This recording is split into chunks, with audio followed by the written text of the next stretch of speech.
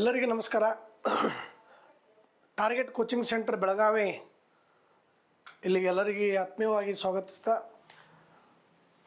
ನಾನು ನಿಮ್ಮ ನಾಟಿಕರ್ ಸರ್ ಮಾತಾಡ್ತಾ ಇದ್ದೀನಿ. ಇವತ್ತಿನ ಈ ಒಂದು ಅವಧಿನಲ್ಲಿ ಎಕ್ಸಾಮ್ ದೃಷ್ಟಿಯಿಂದ ಅತಿ ಪ್ರಮುಖವಾಗಿರ್ತಕ್ಕಂಥ ಒಂದು ಟಾಪಿಕ್ ಎಕನಾಮಿಕ್ಸ್ನಲ್ಲಿ ಅದು ರಾಷ್ಟ್ರೀಯ ಆದಾಯ. ಈ ರಾಷ್ಟ್ರೀಯ ಆದಾಯದ ಬಗ್ಗೆ ಕಂಪ್ಲೀಟಾಗಿ ಒಂದು ಮಾಹಿತಿ ಕೊಡ್ತೀನಿ ಆತ್ಮೀಯ ವಿದ್ಯಾರ್ಥಿಗಳೇ. ಸೊ ವೆರಿ ಫಸ್ಟ್ ಬರ್ನೋ ರಾಷ್ಟ್ರೀಯ ಆದಾಯ ಅಂದರೆ ಏನು? What is the national income? ನೋಡ್ರಿ, ರಾಷ್ಟ್ರೀಯ ಆದಾಯ ಅಂತಂದರೆ ನಾವು ಸಾಮಾನ್ಯವಾಗಿ ಹೇಳ್ತೀವಿ the total value of all final goods and services produced in a country in given period or in a financial year ಅಂತ ಹೇಳ್ತೀವಿ. ಅಂದರೆ ಒಂದು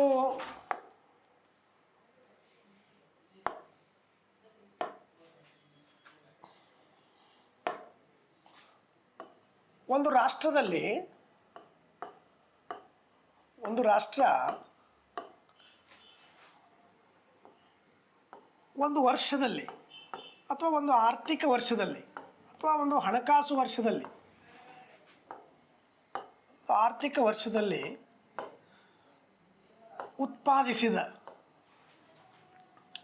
ಉತ್ಪಾದಿಸಿದ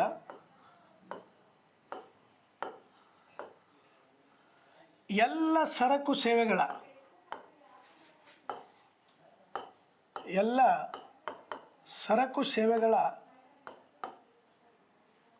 ಸೇವೆಗಳ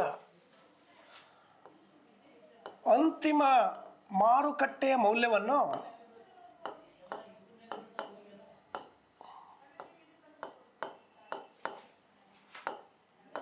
ರಾಷ್ಟ್ರೀಯ ಆದಾಯ ಅಂತ ಕರಿತೀವಿ ನಾವು. ಒಂದು ರಾಷ್ಟ್ರದಲ್ಲಿ ನೋಡಿ, ಈಗ ಭಾರತ ಅನ್ನುವಂಥ ಒಂದು ರಾಷ್ಟ್ರ ಒಂದು ಆರ್ಥಿಕ ವರ್ಷ ಅಂದ್ರೆ ಸಾಮಾನ್ಯವಾಗಿ ನಾವು ನಮ್ಮಲ್ಲಿ ಒಂದು ಆರ್ಥಿಕ ವರ್ಷ ಬಂದಾಗ ನಾವು ಏಪ್ರಿಲ್ 1ರಿಂದ ಮುಂದಿನ ಮಾರ್ಚ್ 31ರವರೆಗೆ ನಾವು ಆರ್ಥಿಕ ವರ್ಷ ಅಥವಾ ಹಣಕಾಸು ವರ್ಷ ಅಥವಾ ಬಜೆಟ್ ವರ್ಷ ಅಂತೇಳಿ ನಾವೇನು ಕನ್ಸಿಡರ್ ಮಾಡ್ಕೊಂಡಿವಿ.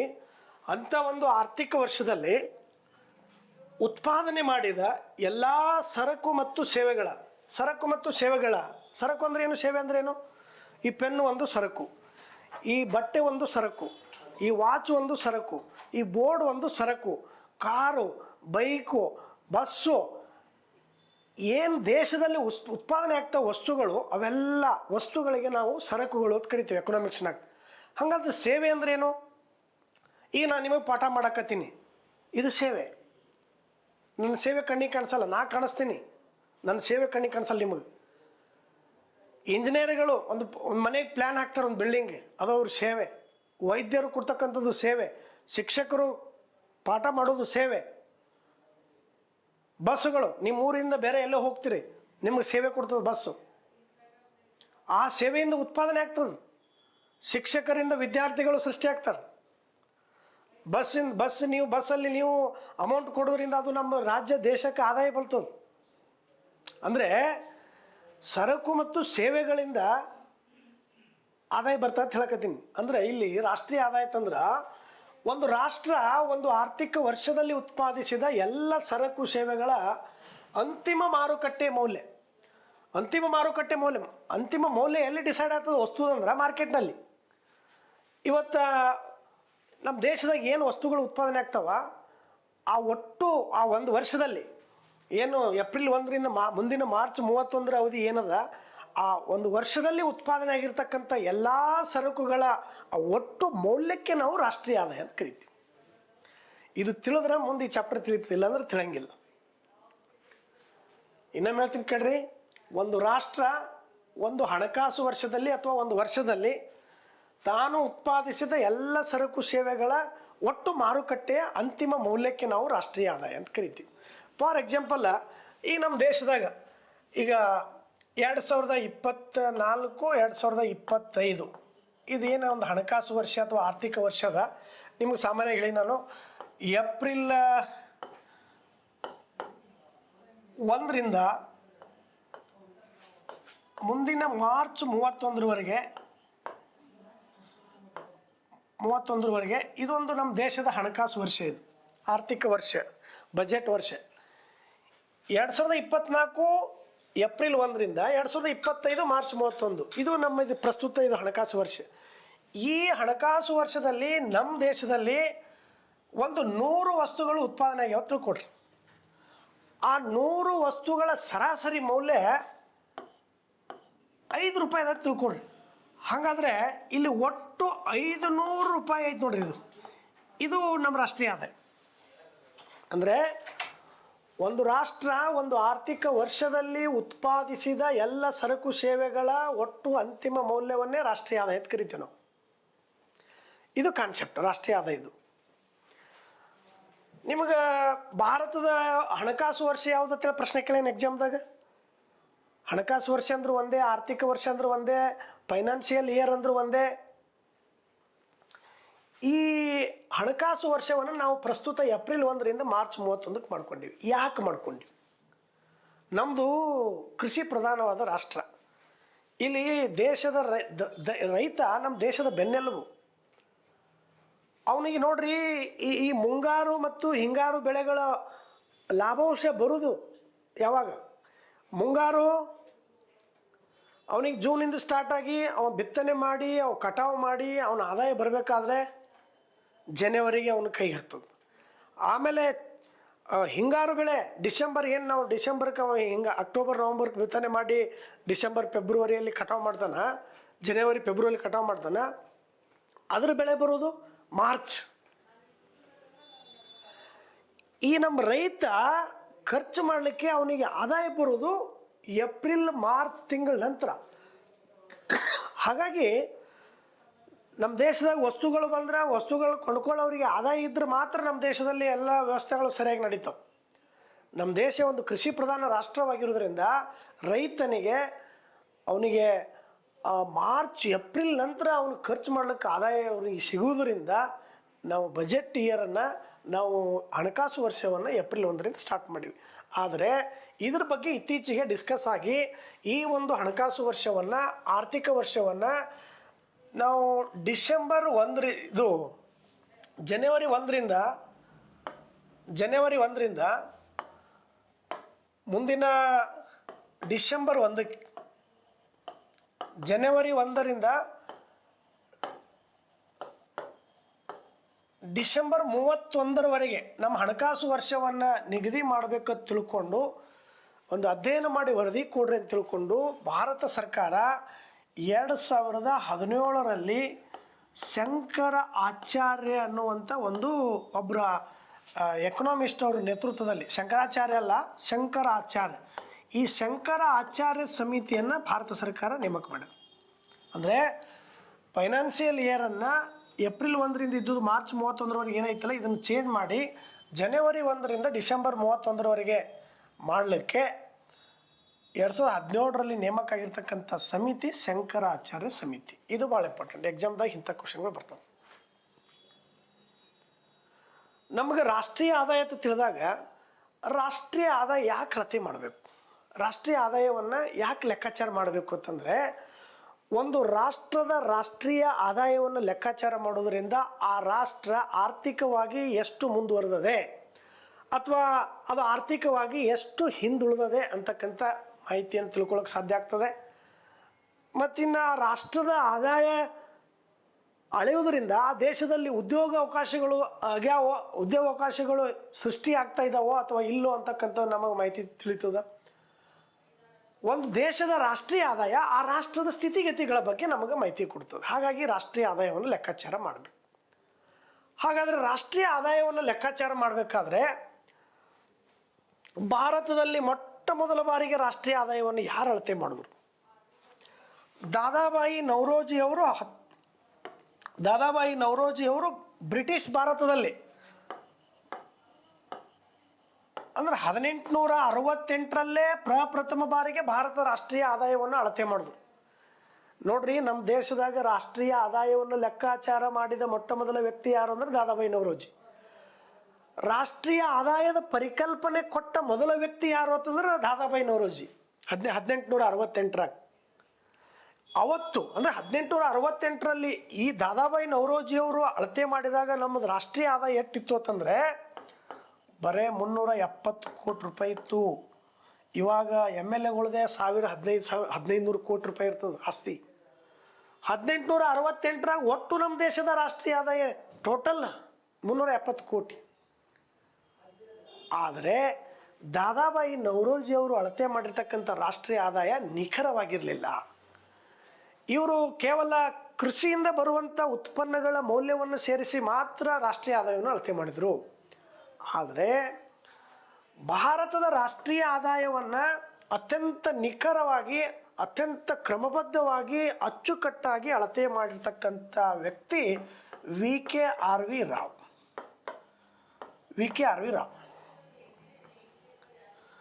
ಈ ವಿ ಕೆ ಆರ್ ವಿ ರಾವ್ರವರು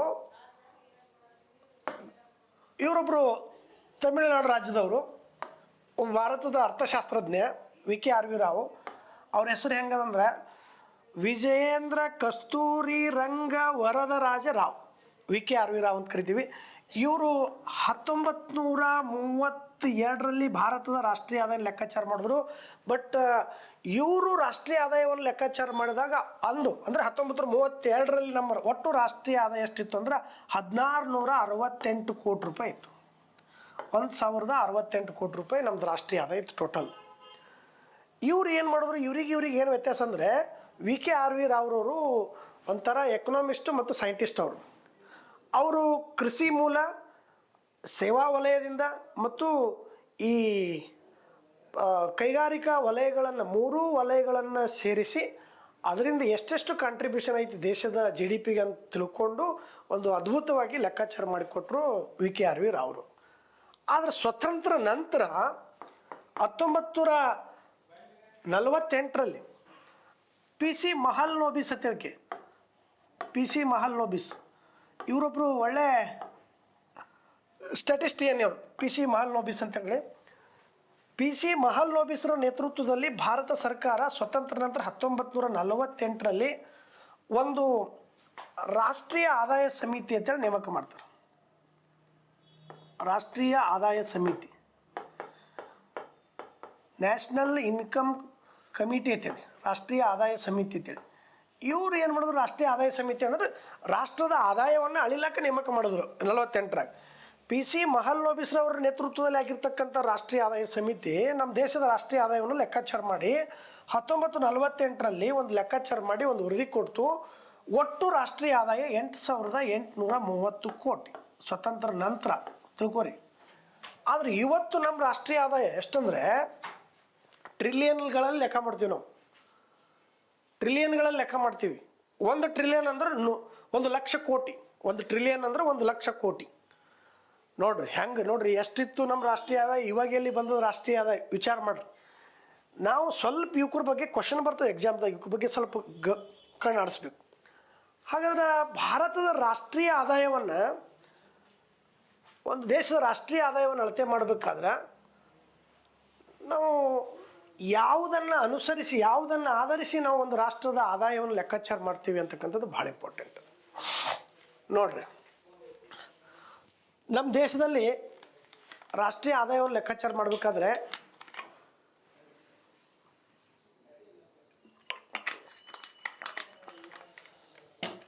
ಒಬ್ಬರು ಅಮೇರಿಕದ ಅರ್ಥಶಾಸ್ತ್ರಜ್ಞರು,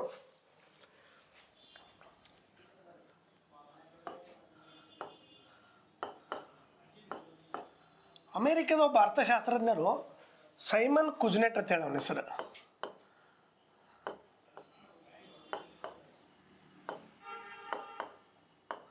ಸೈಮನ್ ಕುಜ್ನೆಟ್ ಅವ್ರ ಹೆಸರು. ಇವರು ಒಂದು ಕಾನ್ಸೆಪ್ಟ್ ಕೊಟ್ಟರು. ಯಾವುದೇ ಒಂದು ರಾಷ್ಟ್ರದ ಆದಾಯವನ್ನು ಅಳಿಬೇಕಾದ್ರೆ ಅಲ್ಲಿ 3 ಮೆಥಡ್ಗಳು ಯೂಸ್ ಆಗ್ತಾವೆ ಅಂತ ಹೇಳಿದ್ರು.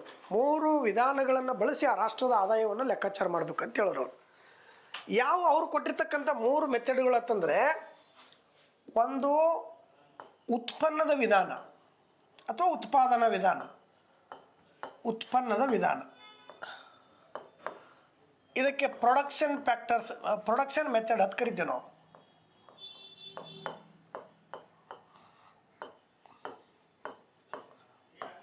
ಪ್ರೊಡಕ್ಷನ್ ಮೆಥಡ್ ನೋಡ್ರಿ, ಈ ಉತ್ಪನ್ನದ ವಿಧಾನ ಅಂದ್ರೆ ಏನು?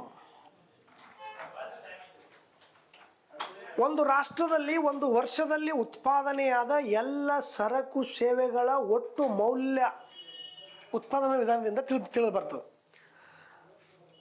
ಅಂದ್ರೆ ಈಗ ನಮ್ಮ ರಾಷ್ಟ್ರದಲ್ಲಿ ಭಾರತದಲ್ಲಿ ಒಂದು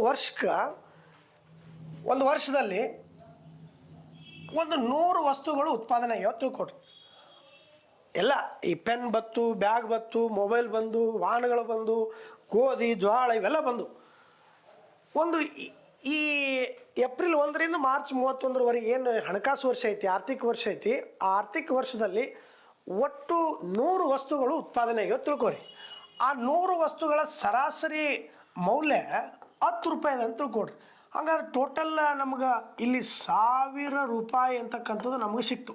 ಇದನ್ನು ನಾವು ರಾಷ್ಟ್ರೀಯ ಆದಾಯದಲ್ಲಿ ಲೆಕ್ಕಾಚಾರ ಮಾಡ್ತೀವಿ.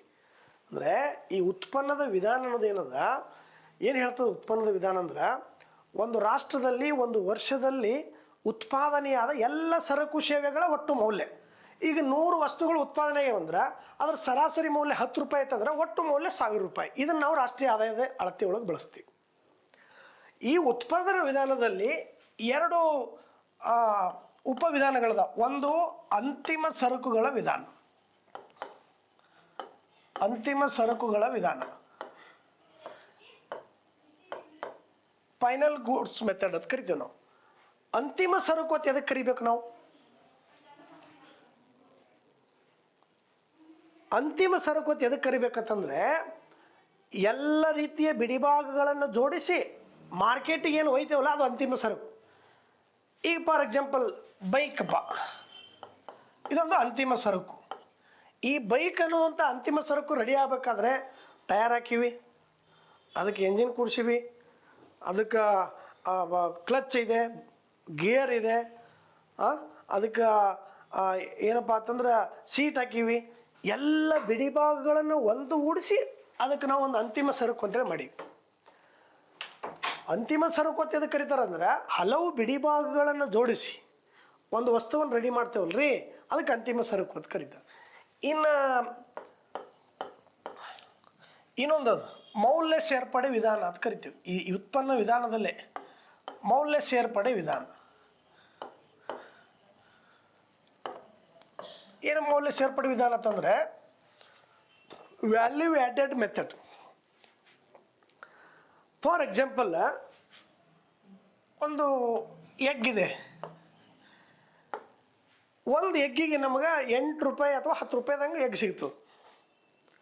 ಆ ಒಂದು ಎಗ್ಗದಿಂದ ಆಮ್ಲೆಟ್ ಮಾಡಿದೆ ಅಂದ್ರೆ 20 ರೂಪಾಯಿ. ವ್ಯಾಲ್ಯೂ ಆ್ಯಡ್ ಹೆಚ್ಚಾಯಿತು, ಮೌಲ್ಯ ಸೇರ್ಪಡೆ ಆಯಿತು. ಈಗ ಅದು ಬಿಡಪ್ಪ, ಒಂದು ಟೊಮ್ಯಾಟೊ 1 kg ಟೊಮ್ಯಾಟೊಗೆ 30 ರೂಪಾಯಿಪ್ಪ. ಆ 1 ರೂಪಾಯಿ ಟೊಮ್ಯಾಟೊ ವ್ಯಾಲ್ಯೂ ಎಷ್ಟು? 30 ರೂಪಾಯಿ. ಆ 1 kg ಟೊಮ್ಯಾಟೊದಿಂದ ನಮಗೆ 300 ರೂಪಾಯಿ ಬೆಲೆ ಬಾಳುವಂಥ 1 kg ಸಾಸ್ ತಯಾರು ಮಾಡ್ತೇವೆ ನಾವು. ಸಾಸ್ ಬೇಕ್ರಿ ಒಳಗೆ ಹಾಕೊಂತಿದ್ದೀರಲ್ಲ, ಸಾಸ್ ನೋಡ್ರಿ ವ್ಯಾಲ್ಯೂ ಹೆಂಗೆ ಆ್ಯಡ್ ಆಯ್ತು ನೋಡ್ರಿ. ಮೌಲ್ಯ ಸೇರ್ಪಡೆ ವಿಧಾನ ಅಂತ ಕರಿತೀವಿ ಇದಕ್ಕೆ ನಾವು. 30 ರೂಪಾಯಿ kg ಇದ್ದುದು 1 kg ಟೊಮ್ಯಾಟೊಯಿಂದ 300 ರೂಪಾಯಿಗೆ 1 kg ಸಾಸ್ ತಯಾರು ಮಾಡ್ತೀವಿ. ವ್ಯಾಲ್ಯೂ ಆ್ಯಡ್ ಆಯ್ತು, ವ್ಯಾಲ್ಯೂ ಆ್ಯಡೆಡ್. ಈ ರೀತಿ ಉತ್ಪನ್ನದ ವಿಧಾನದಲ್ಲಿ ಇವೆರಡು ಮೆಥಡ್ಗಳು ಭಾಳ ಇಂಪಾರ್ಟೆಂಟ್. ಒಂದು ಉತ್ಪನ್ನದ ವಿಧಾನ. ಇನ್ನು ಎರಡನೇ ವಿಧಾನ ಯಾವುದು ಅಂತಂದರೆ, ರಾಷ್ಟ್ರೀಯ ಆದಾಯವನ್ನು ಅಳೆಯುವಂಥ ವಿಧಾನಗಳಲ್ಲಿ ಇವ್ರು ಹೇಳಿದ ಪ್ರಕಾರ ಆದಾಯದ ವಿಧಾನ, ಇನ್ಕಮ್ ಮೆಥಡ್ ಅಂತ ಕರಿತೀವಿ ನಾವು. ಆದಾಯದ ವಿಧಾನ.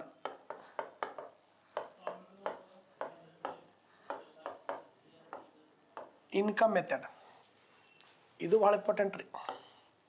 ಇನ್ಕಮ್ ಮೆಥಡ್ ನೋಡು, ನಿಮ್ಗೆ ಹೇಳಿ ನಾನು ಬೆಳಗ್ಗೆ ಇದು ಆಗಲೇ ಹೇಳಿದೆ, ಒಂದು ವಸ್ತು ಉತ್ಪಾದನೆ ಆಗಬೇಕಾದ್ರೆ 4 ಅಂಗಗಳು ಬೇಕು. ಈಗ ಈ ಶರ್ಟ್ ಅನ್ನುವಂಥ ಒಂದು ವಸ್ತು ಉತ್ಪಾದನೆ ಆಗ್ಬೇಕಾದ್ರೆ 4 ಅಂಗಗಳು ಬೇಕು. ಅವುಗಳಿಗೆ ಉತ್ಪಾದನಾಂಗಗಳು ಅಂತ ಕರೀತಾರೆ. ಆ ಉತ್ಪಾದನಾಂಗಗಳು ಯಾವುತ್ತಂದರೆ, ಒಂದು ಭೂಮಿ, ಲ್ಯಾಂಡ್, ಭೂಮಿ. 2 ಶ್ರಮ, ಕಾರ್ಮಿಕ, ಲೇಬರ್. 3 ಬಂಡವಾಳ, ಹಣ, ಬಂಡವಾಳ, ವಸ್ತು ರೂಪದ ಬಂಡವಾಳ ಆಗಿರ್ಬೋದು, ಹಣ ರೂಪದ ಬಂಡವಾಳ. ಸಂಘಟನೆ,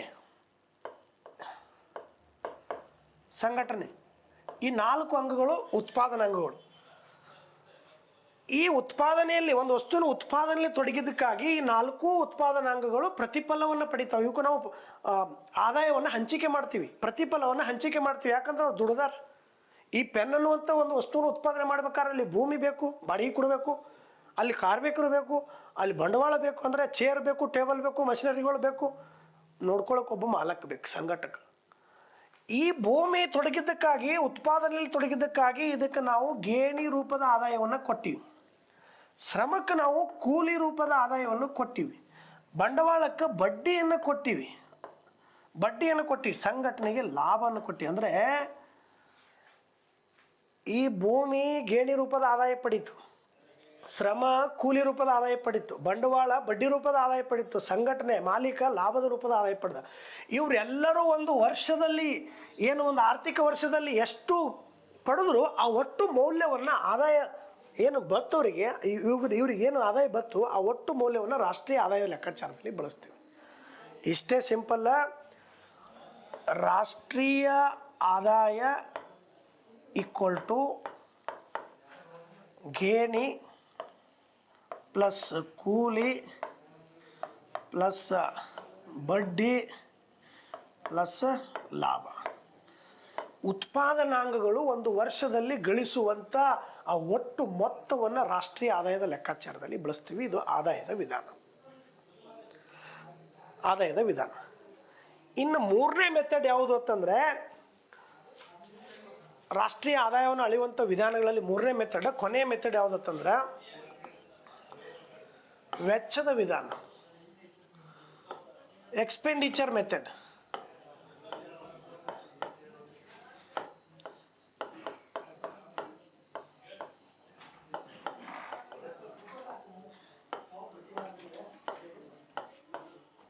ವೆಚ್ಚದ ವಿಧಾನ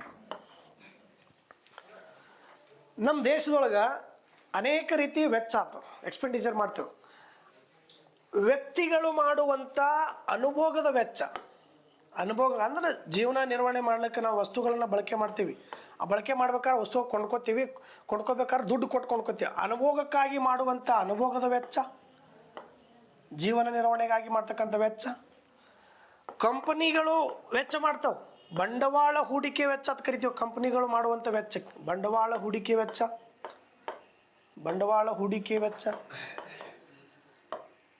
ಅದೇ ಸರ್ಕಾರ ಮಾಡ್ತದೆ, ಪ್ರಜೆಗಳ ಕಲ್ಯಾಣಕ್ಕೋಸ್ಕರ ಸರ್ಕಾರ ಮಾಡ್ತಕ್ಕಂಥ ವೆಚ್ಚಕ್ಕೆ ಸಾರ್ವಜನಿಕ ಕಲ್ಯಾಣ ವೆಚ್ಚ.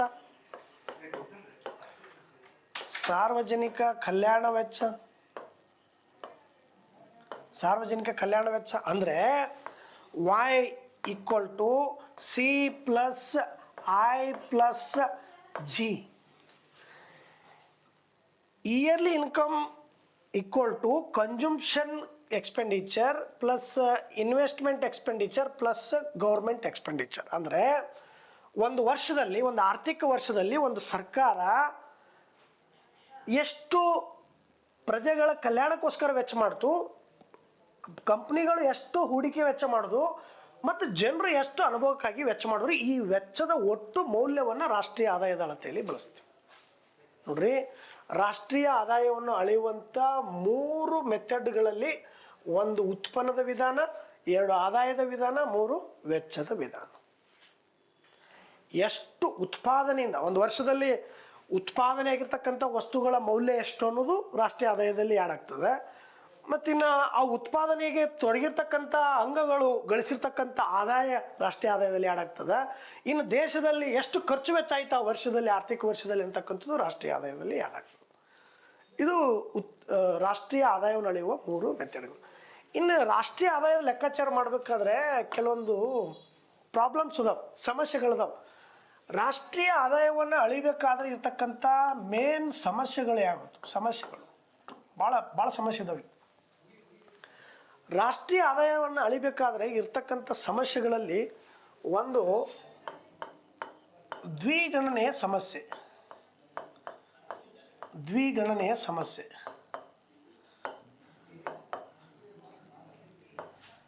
ಡಬಲ್ ಕೌಂಟಿಂಗ್ ಪ್ರಾಬ್ಲಮ್ ಅಂತ ಹೇಳ್ತೀವಿ ನಾವು. ದ್ವಿಗಣನೆ ಅಂದರೆ 2 ಸಲ ಗಣನೆ ತಗೊಳ್ಳೋದು, 2 ಸಲ ಕೌಂಟ್ ಮಾಡೋದು ಅಂದಂಗೆ. ನಾವು ರಾಷ್ಟ್ರೀಯ ಆದಾಯ ಲೆಕ್ಕಾಚಾರ ಮಾಡಬೇಕಾದ್ರೆ ಕೆಲವೊಂದು ಟೈಮ್ದಲ್ಲಿ ಏನಾಗ್ತದೆ, ನಾನು ನಿಮಗೆ ಆಗಲೇ ಹೇಳಿದೆ, ಈ ಬೈಕ್ ಅಂತಕ್ಕಂಥ ಅಂತಿಮ ಸರಕನ್ನು ನಾವು ಕೌಂಟ್ ಮಾಡ್ತೀವಿ, ಅದ್ರ ವ್ಯಾಲ್ಯೂ ಕೌಂಟ್ ಮಾಡ್ತೀವಿ. ಆಮೇಲೆ ಆ ಬೈಕನ್ನು ರೆಡಿ ಮಾಡ್ಲಿಕ್ಕೆ ಬಳಸ್ತಕ್ಕಂಥ ಟಯರು, ಟ್ಯೂಬು, ರಿಮ್ಮು, ಆಮೇಲೆ ಅದ್ರದ್ದು ಎಲ್ಲ ಆ ಎಂಜಿನ್ನು, ಬ್ರೇಕ್, ಗೇರ್, ಆಮೇಲೆ ಸೀಟು, ಅವೆಲ್ಲ ಹೆಡ್ಲೈಟು, ಅವುಗಳ ಬಿಡಿ ಬಿಡಿಯಾಗಿ ತಯಾರಾದಾಗ ಅವುಗಳ ವ್ಯಾಲ್ಯೂ ಸಹಿತ ಇದರಲ್ಲಿ ಆ್ಯಡ್ ಆಗಿರ್ತದೆ ರಾಷ್ಟ್ರೀಯ ಆದಾಯದಲ್ಲಿ. ಅಂದರೆ ಬಿಡಿಭಾಗಗಳ ಮೌಲ್ಯನೂ ಆ್ಯಡ್ ಆಗ್ತದೆ, ಅಂತಿಮವಾಗಿ ತಯಾರಾದಂಥ ಬೈಕ್ನ ವ್ಯಾಲ್ಯೂನೂ ಆ್ಯಡ್ ಆಗ್ತದೆ. ಇದು ಡಬಲ್ ಕೌಂಟಿಂಗ್ ಪ್ರಾಬ್ಲಮ್ ಅಂತ ಹೇಳ್ತೀವಿ. ಎರಡೆರಡು ಸಲ ಕೌಂಟ್ ಆಗ್ತದೆ. ಇದು ಬಹಳ ಸ್ವಲ್ಪ ಸಮಸ್ಯೆ ಆಗ್ತದೆ ರಾಷ್ಟ್ರೀಯ ಆದಾಯ ಲೆಕ್ಕಾಚಾರದಲ್ಲಿ. ಮೊದಲು ಒಂದು ಸಲ ಲೆಕ್ಕಾಚಾರದಲ್ಲಿ ತೊಗೊಂಡಿರ್ತೀವಿ, ಆಮೇಲೆ ಮತ್ತೊಂದು ಲೆಕ್ಕಾಚಾರ ತೊಗೋತೀವಿ, ಸರಿಯಾದ ಒಂದು ಮಾಹಿತಿ ನಮ್ಗೆ ಸಿಗಲ್ಲ. ಆಯ್ತು ರೀ, ಒಂದು ದ್ವಿಗಣೆ ಸಮಸ್ಯೆ. ಮತ್ತೇನು ಸಮಸ್ಯೆ ಇದೆ ರಾಷ್ಟ್ರೀಯ ಆದಾಯ ಅಳಿಲಿಕ್ಕಂತಂದರೆ, ಕಾನೂನು ಬಾಹಿರ ಮೂಲಗಳಿಂದ ಗಳಿಸಿದಂಥ ಹಣ, ಕಾನೂನು ಬಾಹಿರವಾಗಿ ಗಳಿಸಿದ ಹಣ.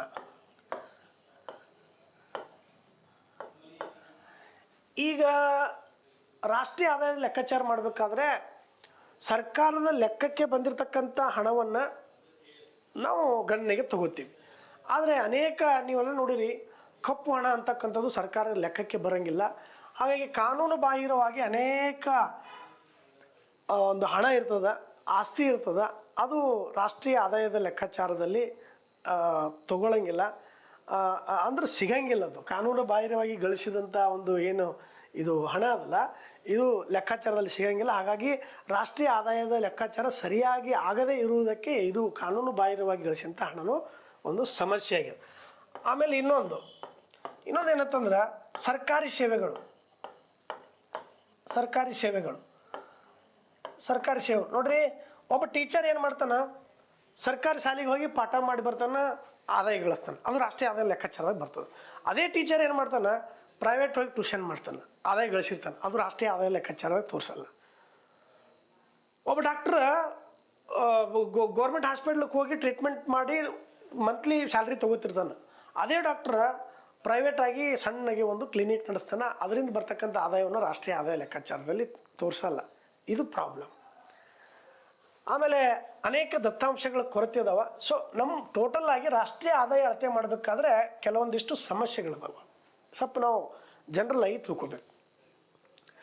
ಹಾಗಾದ್ರೆ ರಾಷ್ಟ್ರೀಯ ಆದಾಯವನ್ನು ನಾವು ಎಷ್ಟು ರೀತಿಯಲ್ಲಿ ಅಳಿತೀವಿ ಅಂತಂದರೆ, ರಾಷ್ಟ್ರೀಯ ಆದಾಯವನ್ನು ನಾವು ಮುಖ್ಯವಾಗಿ ಎರಡು ರೀತಿಯಾಗಿ ಅಳಿತೀವಿ.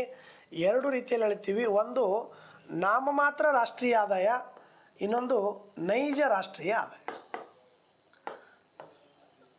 ನಾಮಮಾತ್ರ ರಾಷ್ಟ್ರೀಯ ಆದಾಯ,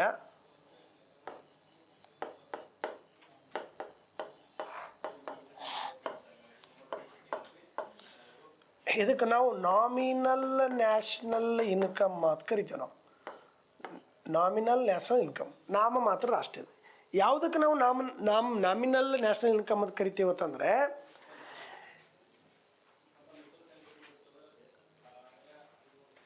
ಪ್ರಸ್ತುತ ಚಾಲ್ತಿ ವರ್ಷದ ಬೆಲೆಗಳಲ್ಲಿ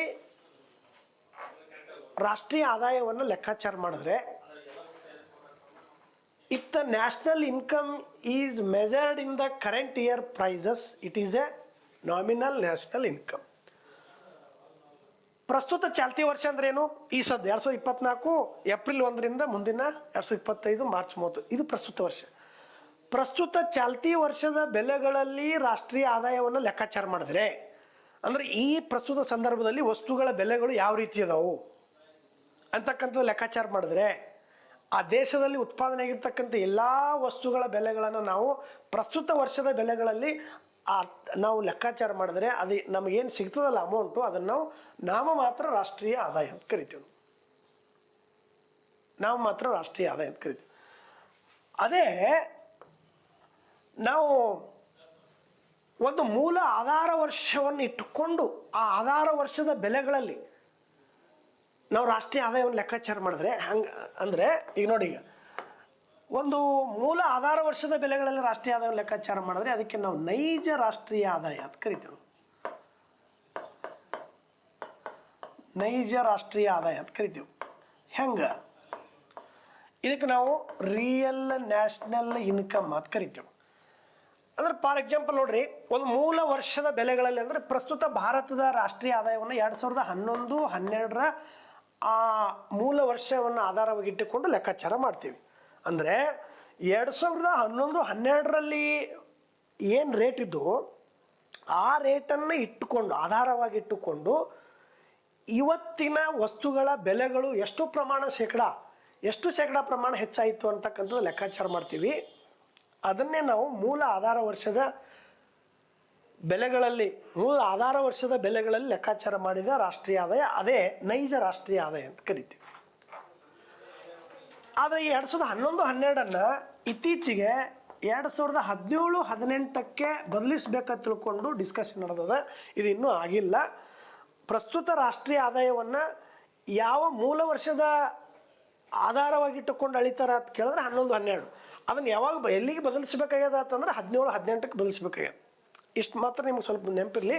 ನಿಮ್ಗೆ ನಾಮಮಾತ್ರ ರಾಷ್ಟ್ರೀಯ ಆದಾಯ, ನೈಜ ರಾಷ್ಟ್ರೀಯ ಆದಾಯ ಸ್ವಲ್ಪ ಇಲ್ಲಿ ನೋಡ್ಕೊಂಡ್ಬಿಡ್ರಿ. ಇಲ್ಲಿ ನೋಡಿ, real and nominal GDP growth ಅಂದರೆ ನೋಡಿ ಇಲ್ಲಿ ಮಾಹಿತಿ ಅದು ನೋಡಿ. ನಾವು 2015ರಿಂದ ಮಾಹಿತಿ ಅದು ಇದು 15, 16, 17, 18 ನೋಡ್ರಿ. 2024ರಲ್ಲಿ ನಮ್ಮದು ರಾಷ್ಟ್ರೀಯ ಆದಾಯ ಏನು ನಾಮಮಾತ್ರ ರಾಷ್ಟ್ರೀಯ ಆದಾಯ ಇನ್ನೂ ಹೇಳ್ದು ನೋಡ್ರಿ, ಇಲ್ಲಿ ನೈಜ ರಾಷ್ಟ್ರೀಯ ಆದಾಯ ಐತಿ. ಈ ನಾಮಮಾತ್ರ ರಾಷ್ಟ್ರೀಯ ಆದಾಯ, ನೈಜ ರಾಷ್ಟ್ರೀಯ ಆದಾಯ ಅಂದ್ರೆ ನಾಮಮಾತ್ರ ಅಂದ್ರೆ ಪ್ರಸ್ತುತ ಚಾಲ್ತಿ ವರ್ಷದ ಬೆಲೆಗಳಲ್ಲಿ ಅಳತೆ ಮಾಡಿದ ರಾಷ್ಟ್ರೀಯ ಆದಾಯ. ನೈಜ ರಾಷ್ಟ್ರೀಯ ಆದಾಯ ಅಂದರೆ ಒಂದು ಮೂಲ ಆಧಾರ ವರ್ಷವಾಗಿ ಇಟ್ಟುಕೊಂಡು ಆ ಆಧಾರ ವರ್ಷದ ಬೆಲೆಗಳಲ್ಲಿ ಲೆಕ್ಕಾಚಾರ ಮಾಡಿದ ರಾಷ್ಟ್ರೀಯ ಆದಾಯ. ಇದನ್ನು ನಾವು ನೋಡಿದ್ರೆ ಇಲ್ಲಿ 2024ರಲ್ಲಿ ಫೈನಾನ್ಸಿಯಲ್ ಇಯರ್ 2024ಗೆ ನಮ್ಮದು ಬೆಳವಣಿಗೆ ದರ ಎಷ್ಟಿದೆ ಅಂತ ಕೇಳಿದಾಗ ನಾಮಿನಲ್ ನ್ಯಾಷನಲ್ ಇನ್ಕಮ್ 9.6 ಇದೆ ಗ್ರೋತ್ ರೇಟು. ಅಂದರೆ ಅಷ್ಟು ವೇಗದಲ್ಲಿ ನಮ್ಮ GDP ಬೆಳೀತಾ ಇದೆ, ರಾಷ್ಟ್ರೀಯ ಆದಾಯ ಹೆಚ್ಚಾಗ್ತಾ ಇದೆ ಒಂದು ವರ್ಷಕ್ಕೆ. ಅದೇ ನಾವು ಒಂದು ಮೂಲ ಆಧಾರ ವರ್ಷದ ಬೆಲೆಗಳಲ್ಲಿ ಇಟ್ಕೊಂಡು ಲೆಕ್ಕಾಚಾರ ಮಾಡಿದಾಗ 8.2 ಇದೆ. ಯಾವಾಗಲೂ ರಿಯಲ್ ನ್ಯಾಷನಲ್ ಇನ್ಕಮ್ ಕಡಿಮೆ ಇರ್ತದೆ. ಯಾಕೆ 2011-12 ಬೆಲೆಗಳಿಗೆ ನಾವು ಲೆಕ್ಕಾಚಾರ ಮಾಡ್ತೀವಿ ಹೋಲಿಕೆ ಮಾಡಿಕೊಂಡು.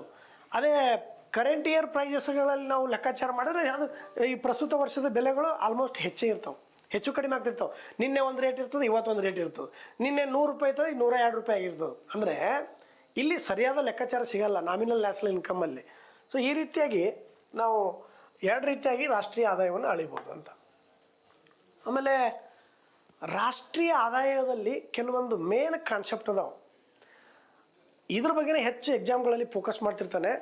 ಆ ರಾಷ್ಟ್ರೀಯ ಆದಾಯದ ವಿವಿಧ ಪರಿಕಲ್ಪನೆಗಳು ಯಾವತ್ತಂದ್ರೆ ನೋಡ್ರಿ,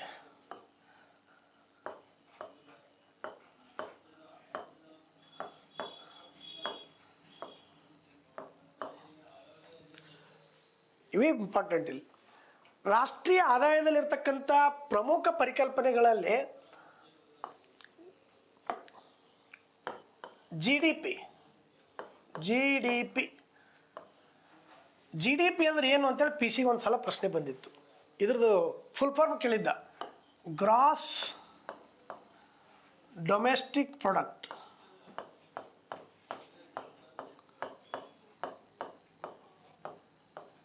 ಗ್ರಾಸ್ ಡೊಮೆಸ್ಟಿಕ್ ಪ್ರಾಡಕ್ಟ್ ಅಂದರೆ ಒಟ್ಟು ಆಂತರಿಕ ಉತ್ಪನ್ನ ಅಥವಾ ದೇಶೀಯ ಉತ್ಪನ್ನ. ದೇಶೀಯ ಅಂದ್ರೆ ಒಂದೇ, ಆಂತರಿಕ ಅಂದ್ರೆ ಒಂದೇ ಉತ್ಪನ್ನ.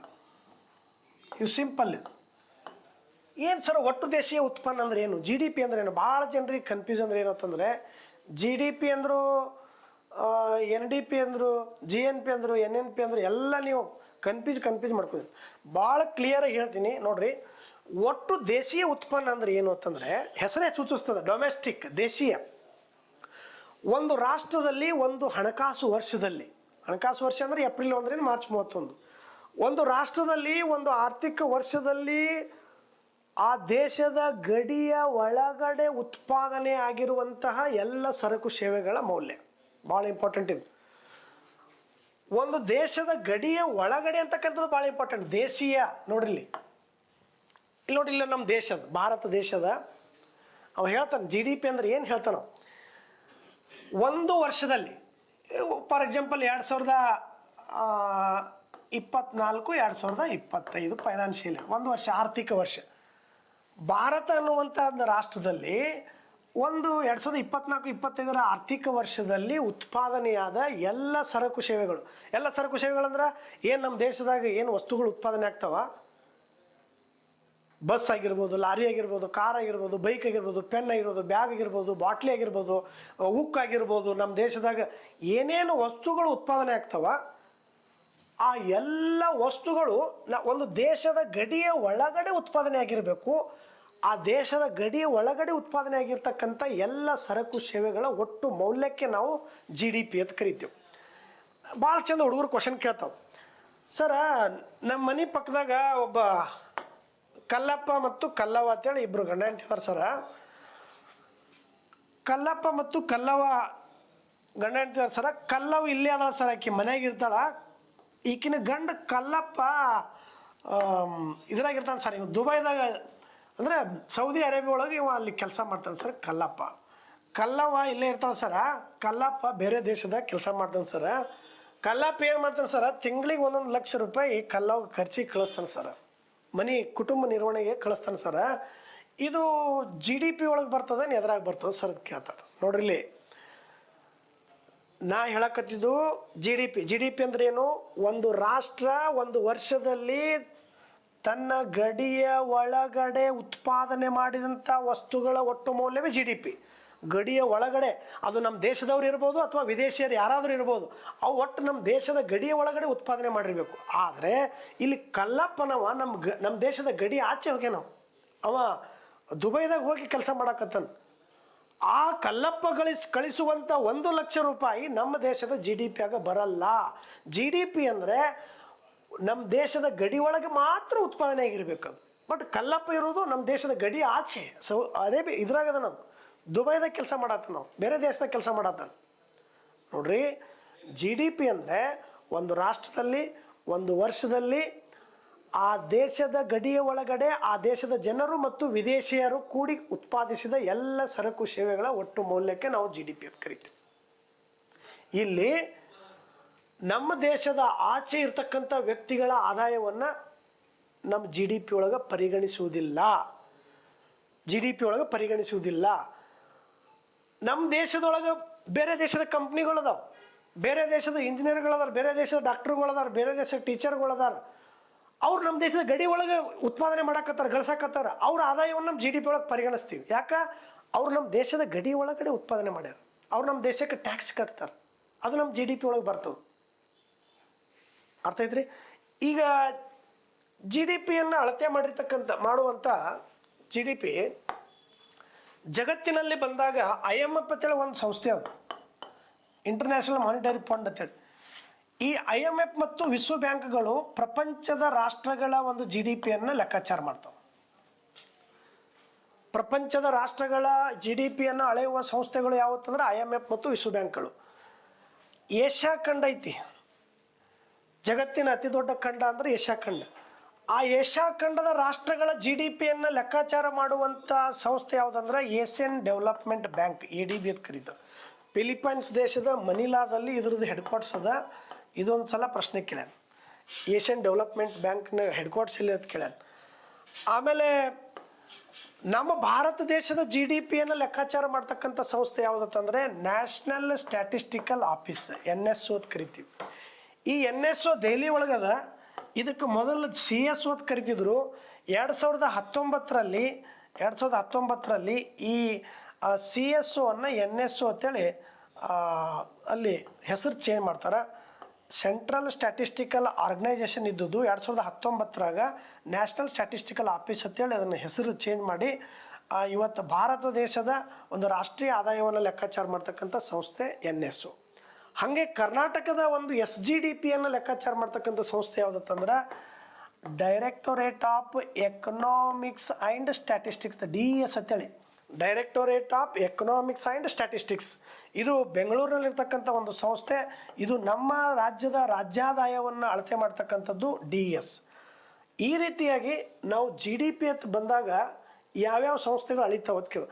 ಹಾಗಾದರೆ ನಮ್ಮ ರಾಷ್ಟ್ರದ GDP ಎಷ್ಟೈತಿ? ಈಗ ನಮ್ಮ ರಾಷ್ಟ್ರದ GDP ಅಂತ ಬಂದಾಗ ನಾ ಹೇಳಿದೆ ಆಗಲೇ, ನಾವು ಮಾತ್ರ ನ್ಯಾಷನಲ್ ಇನ್ಕಮ್, ನಾವು ಮಾತ್ರ ರಾಷ್ಟ್ರೀಯ ಆದಾಯ, ನೈಜ ರಾಷ್ಟ್ರೀಯ ಆದಾಯ. ಇಲ್ಲಿ ನಾಮಿನಲ್ ನ್ಯಾಷನಲ್ ಇನ್ಕಮ್ ಅಂತ ಬಂದಾಗ ನಮ್ಮ ರಾಷ್ಟ್ರದ್ದು ಪ್ರಸ್ತುತ ಚಾಲ್ತಿ ವರ್ಷದ ಬೆಲೆಗಳಲ್ಲಿ ಲೆಕ್ಕಾಚಾರ ಮಾಡಿರ್ತಕ್ಕಂಥ ರಾಷ್ಟ್ರೀಯ ಆದಾಯ ಎಷ್ಟಿದೆ ಅಂದರೆ ಪ್ರಸ್ತುತ 2024ಕ್ಕೆ 3.89 ಟ್ರಿಲಿಯನ್. ನೋಡ್ರಿ, ಭಾಳ ಇಂಪಾರ್ಟೆಂಟ್ ಇದು. ನಾಮಮಾತ್ರ ರಾಷ್ಟ್ರೀಯ ಆದಾಯ ಎಷ್ಟಿದೆ ಅಂತಂದರೆ 3.89 ಟ್ರಿಲಿಯನ್ನಷ್ಟು ರಾಷ್ಟ್ರೀಯ ಆದಾಯ ಐತಿ ನಮ್ಮ ದೇಶದ ಪ್ರಸ್ತುತ. 1 ಟ್ರಿಲಿಯನ್ ಅಂದ್ರೆ 1,00,000 ಕೋಟಿ. ಹಂಗೆ 3.89 ಟ್ರಿಲಿಯನ್ರಷ್ಟು ನಾಮಮಾತ್ರ ರಾಷ್ಟ್ರೀಯ ಐತಿ. ಇನ್ನು ಒಂದು ಮೂಲ ಆಧಾರ ವರ್ಷ ಅಂದರೆ 2011-12ರ ಆಧಾರ ವರ್ಷದ ಬೆಲೆಗಳಲ್ಲಿ ಲೆಕ್ಕಾಚಾರ ಮಾಡಿರ್ತಕ್ಕಂಥ real GDP, real national income ಎಷ್ಟಿದೆ ಅಂತಂದರೆ 1.73 ಟ್ರಿಲಿಯನ್. ಅಂದರೆ ಯಾವಾಗಲೂ ನೈಜ ರಾಷ್ಟ್ರೀಯ ಆದಾಯ ಆಧಾರ ವರ್ಷದ ಬೆಲೆಗಳನ್ನು ಆಧಾರವಾಗಿ ಇಟ್ಕೊಂಡು ಅಳಿತೀವಿ, ಅದು ಕಡಿಮೆ ಇರ್ತದೆ. ಪ್ರಸ್ತುತ ಚಾಲ್ತಿ ವರ್ಷದ ಬೆಲೆಗಳು ಹೆಚ್ಚಿರ್ತವೆ, ಹಾಗಾಗಿ ಇದು NNI ಯಾವಾಗಲೂ ಹೆಚ್ಚಿಗೆ ಇರ್ತದೆ. ಹಾಗಾದರೆ ಇವತ್ತು ಜಗತ್ತಿನಲ್ಲಿ GDP ಬೆಳವಣಿಗೆಯಲ್ಲಿ ಭಾರತ ಜಗತ್ತಿನ 5ನೇ ಅತಿ ದೊಡ್ಡ ರಾಷ್ಟ್ರ ನಮ್ಮದು ಇವತ್ತು ಪ್ರಸ್ತುತ. ನಾವು ಇನ್ನೊಂದು ಸ್ವಲ್ಪ ದಿನ ಬಿಟ್ಟರೆ 2031ಕ್ಕೆ ನಾವು ಟಾಪ್ 2 ಅಲ್ಲಿ ಬರ್ತೀವಿ. ಆ ರೀತಿಯಾಗಿ ನಮ್ಮದು ಗ್ರೋತ್ ಲೆವೆಲ್ ಜಾಸ್ತಿ ಆಗಿದೆ. ಅಂದರೆ ದೇಶದಲ್ಲಿ ರೋಡ್ ನಿರ್ಮಾಣ ಮಾಡೋದಾಗಿರ್ಬೋದು, ಬ್ರಿಡ್ಜ್ ನಿರ್ಮಾಣ ಮಾಡೋದಾಗಿರ್ಬೋದು, ನಮ್ಮ ದೇಶದಾಗ ಕಟ್ಟಡಗಳು ಸಿಕ್ಕಾಪಟ್ಟಿ ಎಷ್ಟು ವೇಗದಲ್ಲಿ ನಡೀತಾ ಇದೆ ಅಂದರೆ ಆ ಒಂದು ಗ್ರೋತ್ ರೇಟು 2024ರಲ್ಲಿ 8.2% ಐತಿ. ಇದು ಜಗತ್ತಿನಲ್ಲೇ GDP ಬೆಳವಣಿಗೆಯಲ್ಲಿ ನಂಬರ್ 1 ಸ್ಥಾನದಾಗಿದ್ದೀವಿ. ಆದರೆ GDP ಟೋಟಲ್ GDPಯಲ್ಲಿ 5ನೇ ರ್ಯಾಂಕ್ನಾಗಿದ್ದೀವಿ. ಬೆಳವಣಿಗೆಯಲ್ಲಿ ಮಾತ್ರ ನಾವು ಫಸ್ಟ್ ಇದ್ದೀವಿ. 2024ರ ಪ್ರಕಾರ ಭಾರತದ GDP ಬೆಳವಣಿಗೆ ದರ 8.2%. ಜಗತ್ತಿನ ಒಟ್ಟು ರಾಷ್ಟ್ರಗಳನ್ನು ನೋಡಿದಾಗ ಟೋಟಲ್ GDPಯಲ್ಲಿ ನಾವು 5ನೇ ಸ್ಥಾನದಾಗ ಇದ್ದೀವಿ. ಈ ರೀತಿ ನೈಜ ರಾಷ್ಟ್ರೀಯ ಆದಾಯ, ನಾಮಮಾತ್ರ ರಾಷ್ಟ್ರೀಯ ಆದಾಯದಲ್ಲಿ ಈ ರೀತಿ ಲೆಕ್ಕಾಚಾರ ಇದೆ. ಇದು GDP ಬಗ್ಗೆ. ಇನ್ನು ಏನಿದು ರಾಷ್ಟ್ರೀಯ ಆದಾಯದ ಪರಿಕಲ್ಪನೆಗಳಲ್ಲಿ 2ನೇ ಪರಿಕಲ್ಪನೆ ಯಾವುದಪ್ಪ ಅಂತಂದರೆ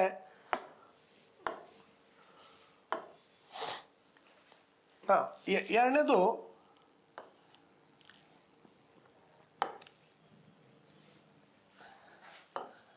NDP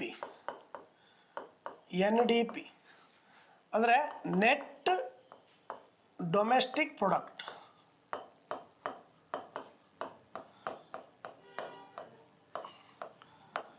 ಇದನ್ನು ನಾವು ನಿವ್ವಳ ರಾಷ್ಟ್ರೀಯ ಆದಾಯ ಅಂತ ಕರಿತೇವೆ. ನಿವ್ವಳ ದೇಶೀಯ ಆದಾಯ,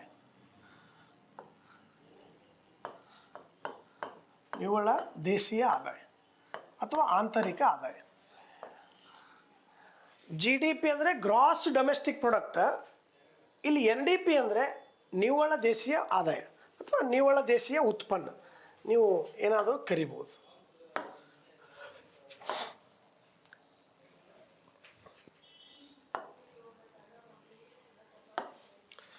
ನಿವ್ವಳ ದೇಶೀಯ ಉತ್ಪನ್ನ. ಈಗ ನೋಡ್ರಿ, ನಿಮ್ಮ ಕುಟುಂಬದಾಗ ಒಂದು ವರ್ಷದಾಗ 5 ಲಕ್ಷ ರೂಪಾಯಿ ನಿಮ್ಮ ಒಟ್ಟು ಗ್ರಾಸ್ ಆದಾಯ ಬಂದದ ತಿಳ್ಕೊಡ್ರಿ. ಟೋಟಲ್ ಆದಾಯ 5 ಲಕ್ಷ ರೂಪಾಯಿ ಬಂದದ ತಿಳ್ಕೊಡ್ರಿ. ಅಲ್ಲಿ ನೀವು ಜಮೀನಿಗೋಸ್ಕರ ಖರ್ಚು ಮಾಡಿರ್ತೀರಿ, ಉಳುಮೆಗೋಸ್ಕರ ಖರ್ಚು ಮಾಡ್ತೀರಿ, ಅಲ್ಲಿ ಪಗಾರಗೋಸ್ಕರ ಖರ್ಚು ಮಾಡ್ತೀರಿ, ಆಮೇಲೆ ಕಟಾವ್ಗೋಸ್ಕರ ಖರ್ಚು ಮಾಡ್ತೀರಿ, ನಿಮ್ಮ ಬಟ್ಟೆ ಬರೆಗೋಸ್ಕರ ಖರ್ಚು ಮಾಡ್ತೀರಿ, ಎಜುಕೇಷನ್ ಫೀಸ್ ಖರ್ಚು ಮಾಡ್ತೀರಿ, ಹಾಸ್ಪಿಟ್ಲ್ಗೋಸ್ಕರ ಖರ್ಚು ಆಗ್ತದೆ. ಟೋಟಲ್ಲಾಗಿ 5 ಲಕ್ಷದೊಳಗೆ 2 ಲಕ್ಷ ರೂಪಾಯಿ ಖರ್ಚಾಗಿ ನೆಟ್ ಅಮೌಂಟ್ ನಿಮ್ಗೆ 3 ಲಕ್ಷ ರೂಪಾಯಿ ಉಳಿತದೆ ಅಂತ ತಿಳ್ಕೊರಿ. ಹಂಗೆ GDP ನಮ್ಮ ದೇಶದಾಗ ಏನು ಒಂದು ವರ್ಷದಲ್ಲಿ ಏನು ಉತ್ಪಾದನೆ ಆಗಿರ್ತದೆ ನೋಡ್ರಿ, ಅದ್ರೊಳಗೆ ನಾವು ಖರ್ಚು ವೆಚ್ಚ ತೆಗಿಬೇಕು. ನೀವು ಒಂದು ವಸ್ತು ಉತ್ಪಾದನೆ ಆಗ್ಬೇಕಾದ್ರೆ ಅಲ್ಲಿ ಮಷಿನರಿಗಳನ್ನು ಯೂಸ್ ಮಾಡಿರ್ತೀವಿ, ಮಷಿನರಿಗಳು ರಿಪೇರಿ ಮಾಡಿಸ್ಬೇಕು, ಅವುಗಳನ್ನ ಮೇಂಟೆನೆನ್ಸ್ ಮಾಡ್ಬೇಕಾದ್ರೆ ಖರ್ಚಾಗ್ತದೆ. ಲೇಬರ್ಗಳನ್ನು ಯೂಸ್ ಮಾಡಿರ್ತೀವಿ, ಲೇಬರ್ಗಳಿಗೆ ಕೂಲಿ ಕೊಟ್ಟಿರ್ತೀವಿ, ಅಲ್ಲಿ ಖರ್ಚಾಗ್ತದೆ. ಅಂದರೆ NDP ಅಂದರೆ ಏನತ್ತಂದ್ರೆ GDPಯಲ್ಲಿ ನಾವು ಸವಕಳಿ ವೆಚ್ಚವನ್ನು ಕಳೆದಾಗ ಉಳಿಯುವಂಥ ಮೌಲ್ಯಕ್ಕೆ ನಾವು NDP ಅಂತ ಕರಿತೀವಿ. ನಾವು GDPಯಲ್ಲಿ ಖರ್ಚು ವೆಚ್ಚಗಳನ್ನು ಕಳೆದಾಗ GDP ಮೈನಸ್ ಸವಕಳಿ ವೆಚ್ಚ NDP ಅಂದ್ರೆ GDP ಮೈನಸ್ ಸವಕಳಿ ವೆಚ್ಚ. ಸಿಂಪಲ್ ಇಷ್ಟೇ. ಒಟ್ಟು ರಾಷ್ಟ್ರೀಯ ಆದಾಯದಲ್ಲಿ ಖರ್ಚು ವೆಚ್ಚಗಳನ್ನು ಕಳೆದಾಗ ಉಳಿಯುವಂಥ ಮೌಲ್ಯವನ್ನೇ ನಾವು ನೆಟ್ ಡೊಮೆಸ್ಟಿಕ್ ಪ್ರಾಡಕ್ಟ್ ಅಂತ ಕರಿತೀವಿ.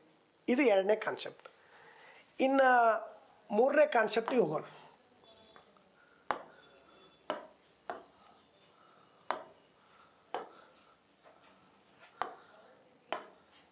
ನಮಗೆ ಮೂರನೇದು GNP ಅಂತೇಳಿ ಒಂದು ಕಾನ್ಸೆಪ್ಟ್, ರಾಷ್ಟ್ರೀಯ ಆದಾಯದಲ್ಲಿ ಗ್ರಾಸ್ ನ್ಯಾಷನಲ್ ಪ್ರಾಡಕ್ಟ್ ಅಂತ ಕರಿತೀವಿ ನಾವು.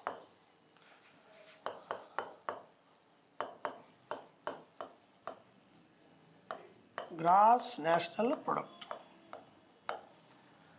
ಒಟ್ಟು ರಾಷ್ಟ್ರೀಯ ಉತ್ಪನ್ನ.